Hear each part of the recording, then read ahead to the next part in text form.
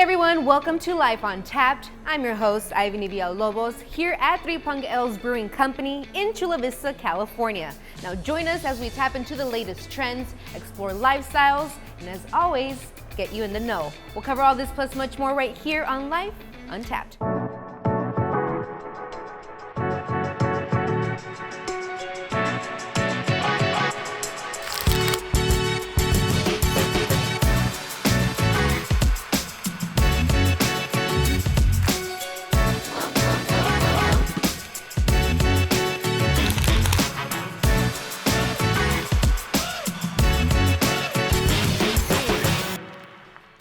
Sam the Cooking Guy is one of the most popular and followed shows right here on YurView. He's an everyday guy who loves cooking and making easy recipes to follow. He also has an online show and 3 cookbooks. Sam's latest venture is taking his recipes out of this kitchen. Take a look. I'm Sam the Cooking Guy. This show is about food that's big in taste and small in effort. Sam the Cooking Guy has been cooking on TV for 17 years. And everything that I've done, really, and continue to do, is sort of pretty easy stuff. I'm not a trained chef, so my theory was if I could make it simple enough, people would watch and they would go, wow, that looks good, but easy, and I can also make that. But we want enough liquid to be most of the way up the pork, right? Well, when people say to me, I've learned to cook from you, I cannot get a warmer feeling in my heart. I really can't. It's the best thing ever. Look at the burgers. They're about halfway done. What do they get now? They get a flip. My partners who built the Little Italy Food Hall came to be first not because of the restaurant idea, but to be maybe the marketing face of the Little Italy Food Hall. So while we were exploring that relationship, I said one day, I've got this idea for a little taco shop. Tacos, but not Mexican inspired. But these are things like pastrami, smoky pulled pork with macaroni and cheese, Asian salmon, that, Korean short rib, that kind of stuff.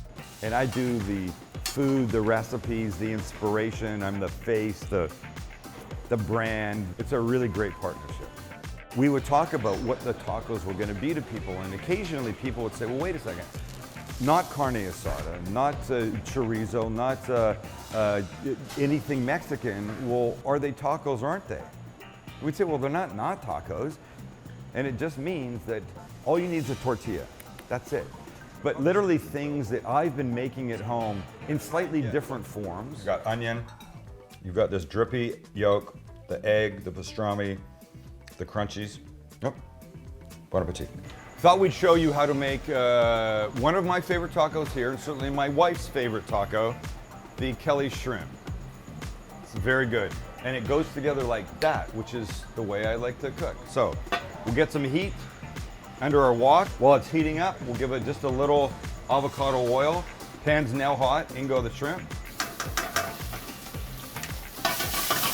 But you can see we're starting to get some color in here, and it's only been a couple of seconds. So we're gonna leave those. Now we'll start to build the tortilla. We start with one of our custom flour tortillas. Down it goes. We'll put our sauce on this, and this is a combination of chipotle peppers, sour cream, and lime. And now for some crunch, some beautiful purple shredded cabbage, and that will go on like this. The one thing we add in the pan is Old Bay seasoning. Stir around a little bit more. We come over to our tortilla, and on we go. This gets 2 more things to complete. It gets a lime wedge, and then a little micro cilantro for a beautiful little green touch right at the end. This is a Kelly's shrimp taco made by me, the husband of Kelly. The beautiful shrimp, the sauce, the crispy cabbage, all the components of this, lovingly thought out by me. I named it after my wife. It had to be lovingly, right? Yum, I'll take 3 of those, please. All right, so at one point in history, alcohol was illegal. Now during that Prohibition era, gin was a popular spirit, typically consumed in speakeasies. Now today, gin is still as cool, with Prohibition-style competitions held at the Eddy Bar. Let's take you to Providence, Rhode Island.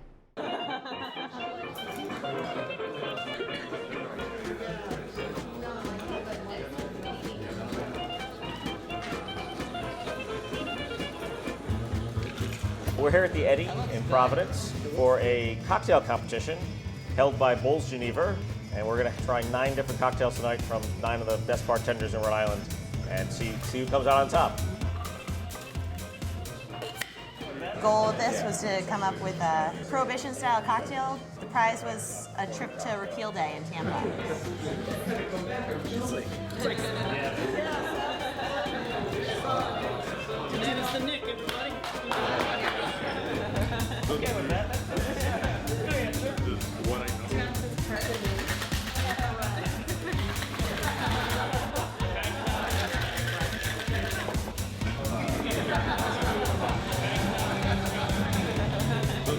Sometimes I do, actually. Sometimes I do.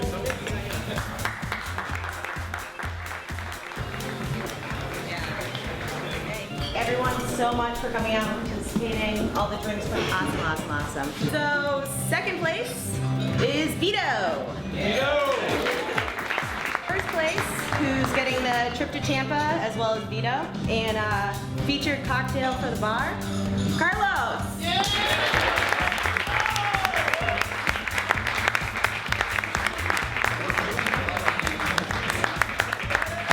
So I used 7 dashes of Angostura bitters, half an ounce of Bols orange curacao, 2 full ounces of Bols Geneva. I rinsed the glass with a little absinthe and just a 1/4 of an ounce of Demerara syrup.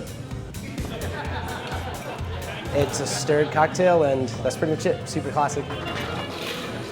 I guess I'm going to Florida, so that's cool. Thanks for coming here tonight to watch the cocktail competition at the Eddy. We'll see you next time. When we come back, it's all about the craft. Coming up next on Life Untapped.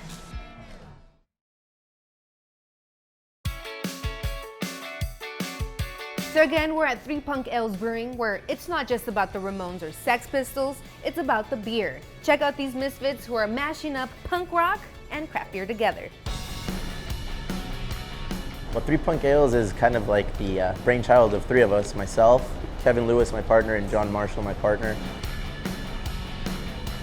John Marshall and myself went to school here in Chula Vista and Bonita. Grew up playing soccer and being in punk bands and kind of homebrewing the latter part of our high school careers.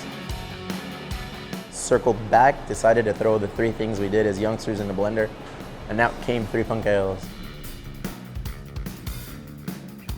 We started with 4 core beers when we initiated the brewery. Now we're a little higher, probably like closer to 6 or 7 core beers. All the names usually derive from some sort of musical reference as it relates to like a song that we like. There's a beer called Kill the Poor, and Kill the Poor with the U, P-O-U-R, it's an old Dead Kennedy song, so we kind of meshed it so it would fit for what we do, and people love that song, people love the beer, and people love what we do with it. So when we first opened, we opened with the first beer that I brewed was the La Flama Blanca, which was our pale Mexican lager, being in Chula Vista. So it's kind of opening with a bang. It's San Diego. They have to be exciting because these kids nowadays and adults, they want whatever's new, shiny quarter. Like if you're just stale, making the same 4 or 5 beers over and over again, people are going to get bored. I think it's the idea of creativity, just how you approach beers. Because from the ingredients that you're using, the hops that you're using, the styles that you're making, the building that recipe, we always have, just keep everything clean, nice, tasting crisp. And we use great ingredients, we don't really not spend money on ingredients, we actually do as much as we can to have really good malts, really good hops and everything. My favorite would be the Needle in the Hay, which was our first beer that we ever did. It's a double IPA, 8.5%. And then probably the second favorite would be our gold medal winning, the Barley Legal. It's our bourbon barrel aged barley wine. It gets some satisfaction at winning those. You're like, our beer is really good, but I think the main satisfaction comes from our friends and fellow people in the industry that really like our beer. Seeing people happy when they drink our beer. Just seeing people smile and come tell you like, hey man, I really need that beer. It was so good. And it's just, and also, like I said, the creativity and then getting to meet these great people. it's more than beer. It's an experience. People want to come down and have a good time. So we want to make sure that we stay in tune with what our community wants. In Spanish, it's familia, cerveza, música y fiesta. So that's like our little crust, which means family, music, beer, and party. We throw all that into the blender, and that's what we try to develop here on 3rd Avenue. All right, friends, we're back at 3 Punk Ales Brewing here with one of the punks, Steve Garcia. Thank you for rocking out with us today. Thank you for having me. All right, so we have one of the most popular, most drank beers here, right? This is one of our core beers. It's called Kill the Pour. It is our rotational IPA, and by that we mean it's gonna always remain consistent, but we flip the hops on it from batch to batch. This month, it's actually the Veterans Blend, so it's a little bit more on the tropical flavoring. Great beer. It'll always be on tap when you're in the neighborhood. All right, so should I taste it? Let me see. I wanna. For sure. It Salud. smells good. Cheers, I'm sorry. So rude of me. Cheers. And the tab. Ooh, that is very good and refreshing. What's another popular drink that a lot of customers love here? People enjoy having our Flama Blanca. Flama Blanca is our Mexican pale lager. It's light-bodied, full of flavor, and you can have 2, 3 and still feel in control. These are, like, our IPAs are a little bit more on the heavier side. It's a 6.5 at ABV. So yeah, we try to limit people, like, don't go overboard on these. Most of our beers are very light-bodied, though. We don't do anything too crazy. If we want to get crazy, we have a beer called the Emo Brown. The Emo Brown is our Imperial Brown Ale. We use Mexican chocolate. We use vanilla, cinnamon. And on this occasion, we actually barrel aged it in a bourbon barrel from Liberty Call here in San Diego. So this has been a fan favorite ever since the holiday season started in Thanksgiving. So people come in and drink the heck out of that. Awesome. So we'll cheers to that, to a new year. Thank you so much, Steve. Cheers, feliz año. We'll be right back, you guys. It's unique handmade art, and she's fierce, fast and furious on 2 wheels. You're watching Life Untapped.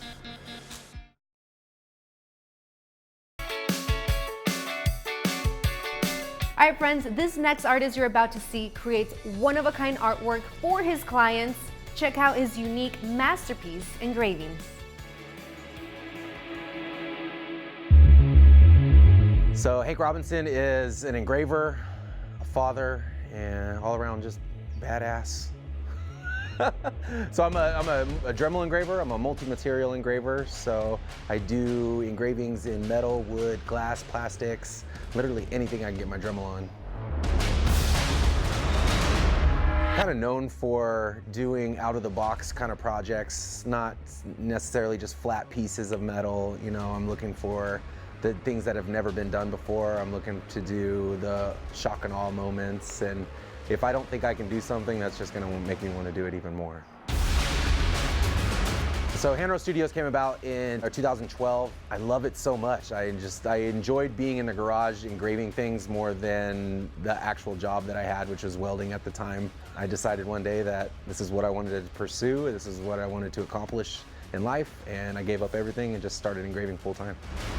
I create anything and everything. I'm really known in the automotive world for different aftermarket parts, doing full body engravings on cars and trucks. I do a lot of instruments. We do Yeti cups, business signs. It literally can be anything and everything. So my favorite things to engrave actually are memorial pieces, but I just really feel a sense of accomplishment when I can give, a family that's already gone through so much, I can give them something to remember their son or daughter or their mother, kind of, obviously whoever it is, kind of give them the forever lasting piece that they're gonna hold on to. Like, it just means a lot to me. Anything that I do with military, obviously I gave 10 years of my life to that, and we've bled and been to war with brothers of mine, and we've also lost guys too, so I definitely can relate on the emotional factor, and I know that what I'm doing for those memorials means so much more than just engraving a piece of metal. You see the happiness in their eyes, but you also see the sadness as well, and I think it's an awesome thing that, art can do that, change your emotions like that. If you have it, not even necessarily with engraving, but if you have some sort of creative thought in your mind process somehow, someday, act on it. It feels so gratifying to actually do something with your own 2 hands. Do stuff with your kids. That's the only thing I could really say. It may not be engraving, it may not be painting, but just get up and do something out of the box that doesn't involve your two thumbs and a cell phone. It's an awesome world we live out.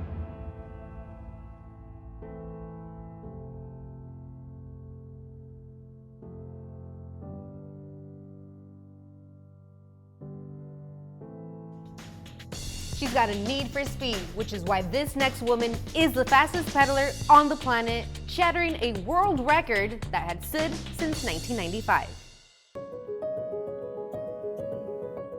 The Pace Bicycle speed record is a cyclist surfing that pocket of wind that the vehicle that's in front of it is creating.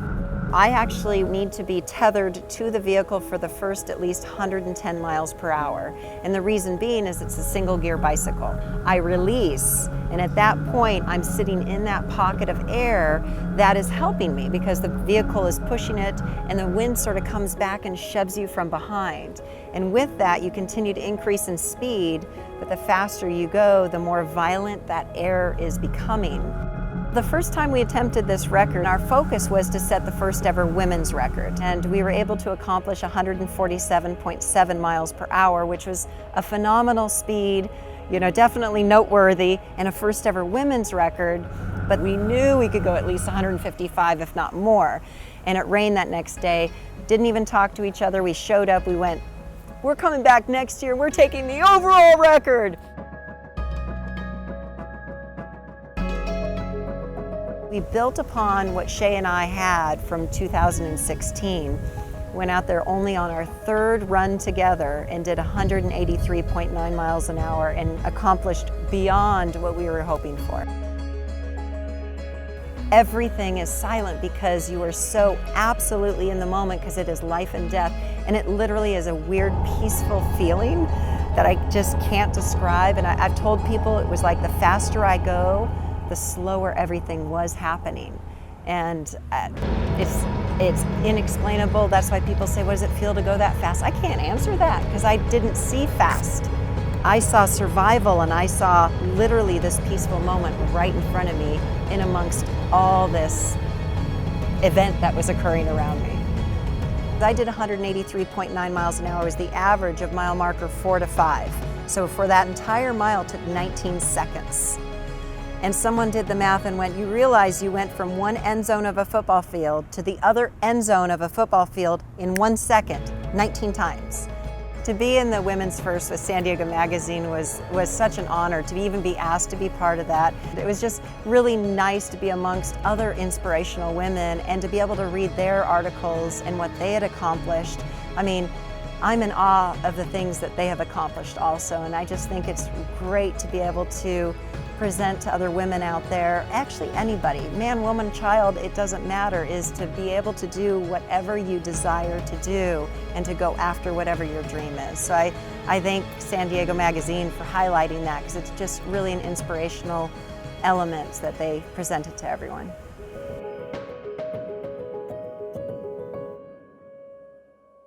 It's a competition for fancy felines. That's next on Life Untapped.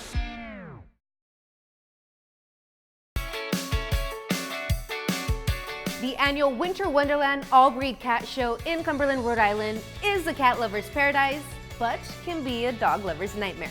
Check this out. Would all short hair alters please come to ring 4? Today we are here at the Cat Fanciers Federation for their Winter Wonderland show. So it's an all-breed and household pet show. This show is hosted by the Ragdoll Fanciers Club, which is the breed club for CFF for the Ragdolls. And it's an all-breed cat show, so any breed is welcome, as well as the household pets, which are unregistered cats. The participants are going to go to 4 different rings today and be judged 4 separate times for overall points and titles. With the championship breeds, each cat has a standard that we go by, so we're comparing the cat to the written standard. I have done the championship cats, and those are all cats that are not been neutered or spayed, so they're whole cats, 8 months old or better. So I've seen an Abyssinian, Maine Coons, Persians, Ragdolls, and so far my best was the Abyssinian today. This is an Abyssinian. It's one of the oldest breeds of cat in the cat fancy. They're the natural athletes of the cat world. If you had a cat basketball team, I always say this, you'd want Abyssinians as your centers, or they're a lot of fun. They make you laugh. He's Sherry. He's a chonk, isn't he? He's a little chonk.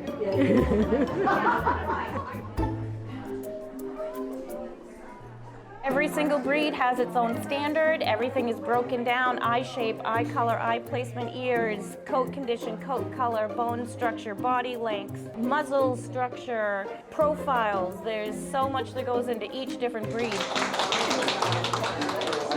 For instance, the Maine Coon is supposed to have a long rectangular body with large ears and large eyes and a square muzzle. So we compare all those things to the cat, and whichever one scores the highest, obviously, should be the best.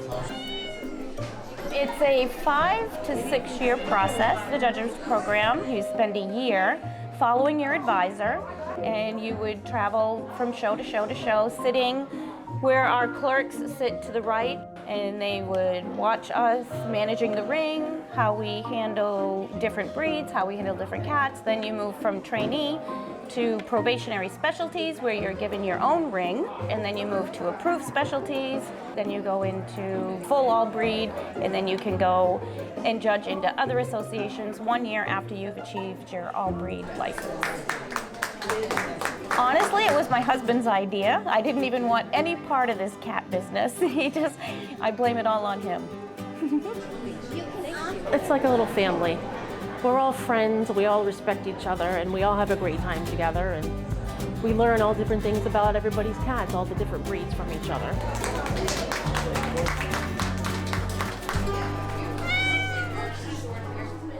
All right, well, that does it for us here on Life Untapped. As always, I'm your host, Ivany Villalobos. We'll see you next time, friends. Cheers.